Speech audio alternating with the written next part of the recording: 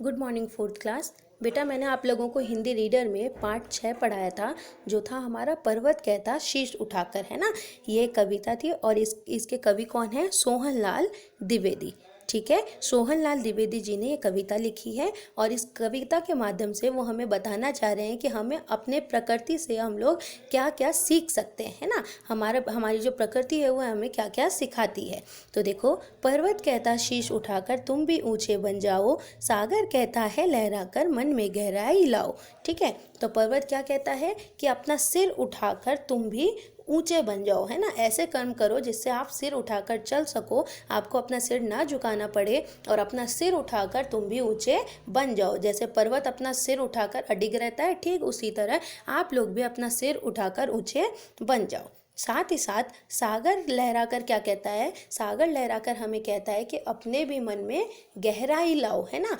किसी भी चीज़ के बारे में गहराई से सोचो और फिर फैसला लो। ठीक है, तो सागर कहता है लहराकर मन में गहराई लाओ।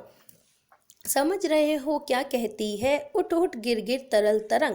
तो फिर अब ये क्या कह रहे हैं? ये कह रहे हैं कि तुम समझ पा रहे हो क्या कि क्या कहती है जो तरंगे होती हैं। तरल तरंगे मतलब, तरल मतलब बहने वाली और तरंग मतलब लहर। तो जो लहरें बहती हैं वो हमें उठ कर और बार बार गिर कर, उठ उठ कर और गिर गिर कर क्या समझाना चाहती है? वो हमें ये समझाना चाहती है कि भर लो अपने दिल में मीठी मीठी मृदुल उमंग। मृदुल मतलब क्या होता है? कोमल, और उमंग मतलब होती है खुशी, है ना। तो ये जो लहरें हैं, जो तरंगे हैं, बहने वाली जो लहरें हैं, वो हमें उठ उठ कर और गिर गिर कर क्या सिखलाना चाहती है, क्या समझाना चाहती है? वो हमें समझाना चाहती है कि अपने मन के अंदर, अपने दिल के अंदर तुम लोग मीठी मीठी खुशियों को भर लो, है ना। पृथ्वी कहती धैर्य न छोड़ो, कितना ही हो सिर पर भार, नभ कहता है फैलो इतना ढक लो तुम सारा संसार। तो अब ये क्या कहना चाह रहे हैं? ये कहना चाह रहे हैं कि जो पृथ्वी है, जो हमारी ज़मीन है, वो हमें क्या कहना चाह रही है कि अपना धैर्य ना छोड़ो, है ना। धैर्य मतलब धीरज, है ना। शांति जो हम रखते हैं वो मत छोड़ो, चाहे तुम्हारे सिर पर कितना ही भार क्यों ना हो। भार मतलब बोझ, है ना। चाहे तुम्हारे ऊपर कितना ही बोझ क्यों ना हो, तुम अपना धैर्य मत छोड़ो। जैसे कि पृथ्वी है, पृथ्वी पर इतना बोझ है लेकिन पृथ्वी अपना धैर्य नहीं छोड़ती, अपनी धीरज नहीं खोती है।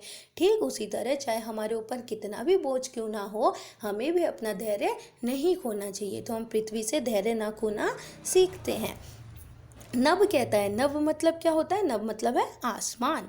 तो नभ कहता है धैर्य न छोड़ो, नभ कहता है फैलो इतना ढक लो तुम सारा संसार। तो आसमान हमें क्या सिखाता है? आसमान हमें सिखाता है कि तुम इतना फैलो, है ना, चारों ओर फैलो और ऐसा फैलो कि तुम पूरे संसार को ढक सको। ढकने से क्या मतलब है? पूरे संसार की रक्षा कर सको, है ना। तो इस तरह जो हमारी प्रकृति है, जैसे हमारे पर्वत हो गए, हमारे सागर हो गए, ठीक है, हमारी पृथ्वी हो गई, हमारा आसमान हो गया, ये हमारी प्रकृति है जो हमें अलग अलग तरह से समझाती है कि हमें अपना जीवन किस तरह जीना है। पर्वत की तरह हमें क्या करना है? पर्वत की तरह हमें ऊंचा बनना है, सागर की तरह हमें गहरा होना है, ठीक है, हमें अपने दिल में खुशियाँ भर लेनी है, पृथ्वी की तरह हमें धैर्यवान बनना है और आसमान की तरह हमें चारों ओर फैलना है। ठीक है, तो ये चैप्टर मैंने आपको लाइव क्लास में भी करवाया था और अभी शब्दार्थ देख लेते हैं। देखो, पर्वत मतलब पहाड़, शीश मतलब सिर, ठीक है, और सागर मतलब समुद्र, तरल मतलब बहने वाली, तरंग मतलब लहर, ठीक है, मृदुल मतलब कोमल, उमंग मतलब खुशी, धैर्य मतलब धीरज, भार मतलब बोझ और नभ मतलब आसमान। तो बेटा ये शब्दार्थ है जो आप लोगों को अपने नोटबुक में करने हैं, ठीक है, ये आपको अपने नोटबुक में कंप्लीट करना है। साथ ही साथ ये रिटन वाला जो वर्क है, ये जो रिटन वाला पूरा वर्क है, ये भी आप करेंगे।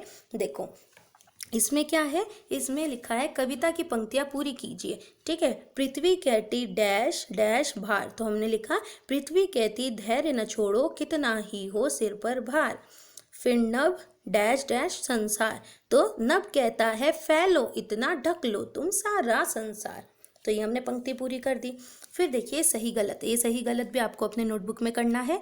सागर कहता है कि मन में गहराई लाओ, बिल्कुल सही, तो हमने लगा दिया टिक।